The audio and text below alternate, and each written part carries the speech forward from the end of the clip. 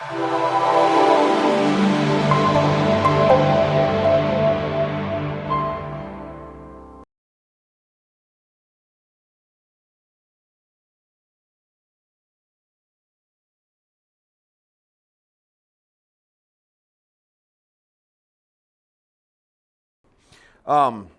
that being said, really quickly, before Rose comes in here and yells at me again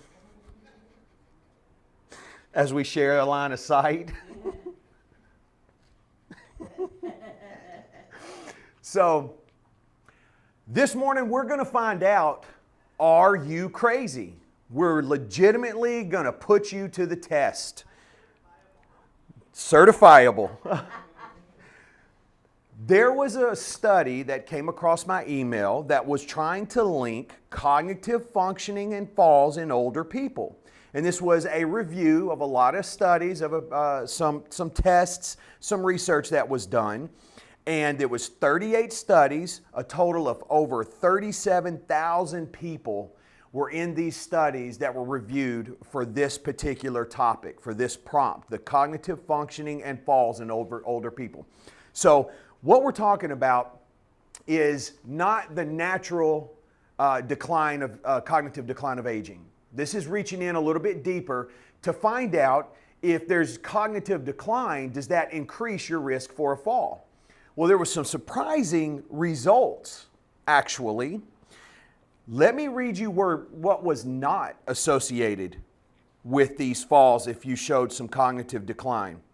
Poor verbal fluency, visual perception. We always talk about vision in the vestibular system, how important that is to falls and balance. Recognition memory, visio-constructional reasoning, and language were not associated with a higher fall risk. Now think about that. Visual perception. Someone's walking to me. Do I perceive that? Do I understand what's happening? Someone is approaching me, right? Can I see? Do I understand that someone is coming towards me? Verbal fluency. How are my words? Can I complete sentences? Then you have recognition memory. Who are you, right? Someone that's been in your life for a while. Do you recognize who they are?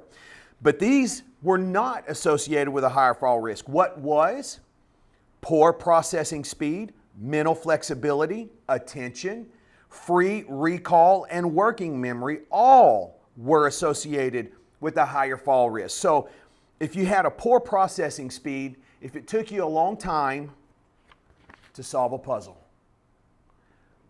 mental flexibility, attention, so how well are you able to carry conversation from one topic to the next? Then you had attention, how well are you able to stay engaged in that conversation? And working memory, can you recall what you were talking about? What does that sound like?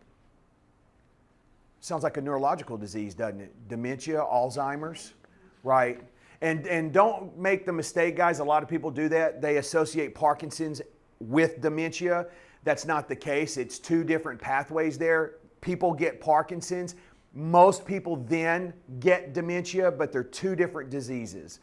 So all of those were associated with a higher fall risk. Now, what these guys did was they created a test, a study called the Trail Making Test Part B. And what this is it's a series of circles.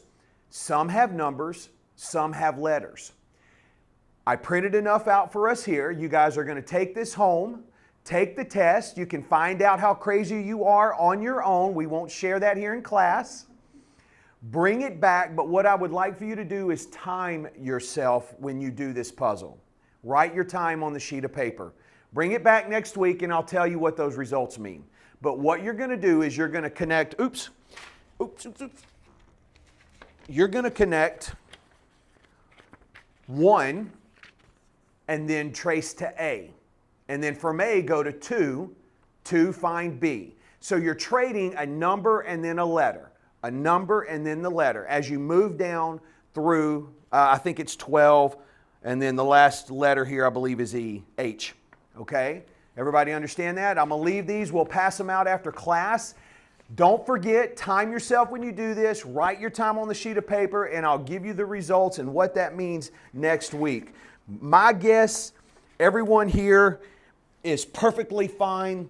I see no crazies in this class or online. They do say the crazy do not know they're crazy. So for what's that's worth. All right, let's stand. Let's go behind our chairs. Let's rock and roll.